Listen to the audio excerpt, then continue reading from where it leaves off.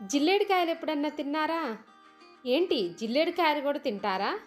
అవునండి. మా నాయనమ్మ చేసి పెట్టేది చిన్నప్పుడు జిల్లేడికాయలు. చాలా బాగుండేయి. అవే నేను ఈరోజు చేశాను.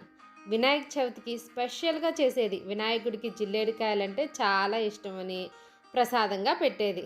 నేను ఒక 2 రోజుల ముందే చేసి మా పిల్లల్ని సర్ప్రైజ్ చేశాను. స్కూల్ నుంచి రాగానే చూసి, "అమ్మా ఇవేంటమ్మా మా కోసం చేసావా? చాలా బాగున్నాయమ్మా. థ్యాంక్ యూ అమ్మా" అని చెప్పి అన్నీ తినేశారు. ఇదైతే బాగా నచ్చిందంట మా వాడికి. ఫ్లేవర్. జిల్లేడికాయలు చేయటానికి నేను కొబ్బరి హల్వా, క్యారెట్ హల్వా, పూర్ణం పిండి, పెసరపప్పు పూర్ణం పిండి, పచ్చెనపప్పు, పెసరపప్పు తీసుకున్నాను. వీటిని జిల్లేడికాయల స్టఫ్‌గా ఉపయోగించాను. మా నాయనమ్మ అయితే పొడి వరిపిండితోనే చేసేది. పొరుగింటి పుల్లకూర రుచిగా ఉండిద్ది కదా! నేను చెన్నైలో ఉన్నప్పుడు కోల్కతా మావనేవాళ్ళు. కోల్కతా మావేంటి ఇదెక్కడి నుంచి తెచ్చారా అనుకునేదాన్ని. తర్వాత తెలిసింది తడి వరిపిండిని కోల్కతా మావు అంటారని. వాళ్ళు ఇలా చేసుకుంటారు. అందుకని నేను కూడా ఇలా చేశాను. కొబ్బరి హల్వా చేయడానికి కొబ్బరి, క్యారెట్ హల్వా చేయడానికి క్యారెట్, పెసరపప్పు పూర్ణం చేయడానికి పెసరపప్పు, వాటిల్లో వేయటానికి వారధి ఫామ్ నుంచి తెచ్చాను బెల్లం, ఆర్గానిక్ బెల్లం చాలా బాగుంది. పూర్ణం పిండి చేయడానికి పచ్చెనపప్పు, ఫ్లేవర్ కోసం యాలకులు. పూర్ణం పిండి కోసం పావు కప్పు పచ్చెనపప్పు తీసుకున్నాను. వాటిని శుభ్రంగా కడిగాను. దీనిలో పావు కప్పుకి అరకప్పు మంచినీళ్ళు పోసి స్టవ్ మీద పెట్టాను. 3 విజిల్స్ వచ్చాక స్టవ్ ఆఫ్ చేశాను. ఇప్పుడు మన పూర్ణం పిండి రెడీ అయిపోయింది. దీంట్లో టేస్ట్ కోసం బెల్లం వేశాను.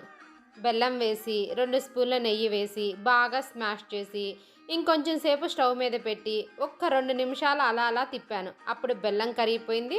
మన పూర్ణం పిండి రెడీ అయిపోయింది. ఈ పూర్ణం పిండితో ఇలా జిల్లేడికాయలు చేసుకోవచ్చు. లేదంటే దోస పిండితో పూర్ణాలు చేసుకోవచ్చు. డీప్ ఫ్రై చేసుకోవాలి, చాలా బాగుంటాయి. తర్వాత వేరొక కడాయి తీసుకొని 3 స్పూన్ల నెయ్యి వేసుకొని తురిమి పక్కన పెట్టుకున్న పచ్చి కొబ్బరిని వేసుకున్నాను. పచ్చి కొబ్బరిని నెయ్యిలో బాగా ఫ్రై చేసుకున్నాను.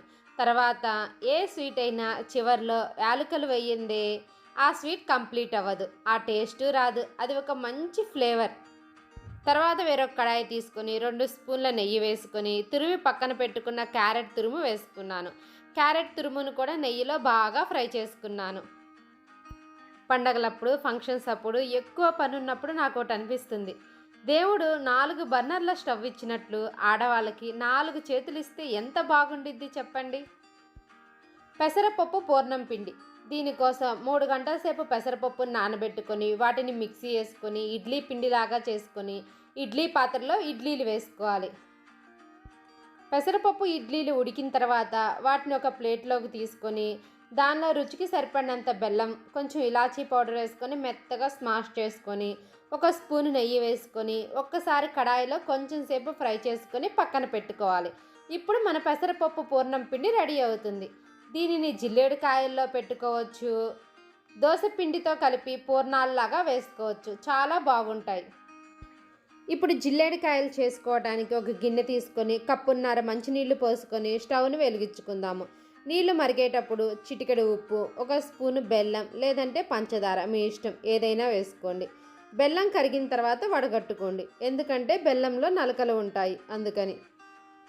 తర్వాత ఈ బెల్లం నీళ్ళని మళ్ళీ స్టవ్ మీద పెట్టుకోండి, బాగా మరగనివ్వండి. నీళ్లు మరిగిన తర్వాత అందులో 2 కప్పుల వరిపిండిని వేసుకోండి. పొడి వరిపిండి అయినా వేసుకోండి, లేకపోతే తడిపిండి అయినా వేసుకోండి మీ ఇష్టం. పిండి ఉండలు లేకుండా బాగా కలుపుకోండి. కొంచెం సేపు పక్కన పెట్టండి, ఆరిద్ది. ఆరిన తర్వాత ఇప్పుడు మనం జిల్లేడికాయలు చేసుకుందాము. ఏదైనా ఒక డిజైన్ ఉంటే వాటిల్లో కొంచెం నెయ్యి అప్లై చేసి దానిలో పిండి పెట్టి దానిలో ఇప్పుడు కొబ్బరి లేదంటే క్యారెట్ లేదంటే పూర్ణం పిండి ఏదైనా పెట్టుకోండి మీ ఇష్టం. పెట్టుకొని దాన్ని క్లోజ్ చేసి వేస్ట్ పిండిని తీసేయండి. ఇప్పుడు మన జిల్లేడికాయలు రెడీ. ఇలా అయినా చేసుకోవచ్చు, లేదంటే చేత్తో అయినా ఒత్తుకోవచ్చు, మన ఇష్టం. ఎలా అయినా చేసుకోవచ్చు, ఎన్ని డిజైన్లు అయినా చేసుకోవచ్చు. లోపల పెట్టే పిండే వేరు. ఒకసారి కొబ్బరి పెట్టండి, ఒకసారి క్యారెట్, ఒకసారి పూర్ణం, ఒకసారి పెసరపప్పు పూర్ణం, ఒకసారి పచ్చెనపప్పు పెసరపప్పు మీ ఇష్టం. అలా ఎన్ని రకాలుగైనా పెట్టుకొని వీటిని ఆవిరికి ఇడ్లీ పాత్రలో పెట్టుకొని వండుకోవాలి. ఒక 5 నిమిషాల తర్వాత స్టవ్ ఆఫ్ చేసుకొని తీసుకోవాలి. అప్పుడు మన జిల్లేడికాయలు రెడీ.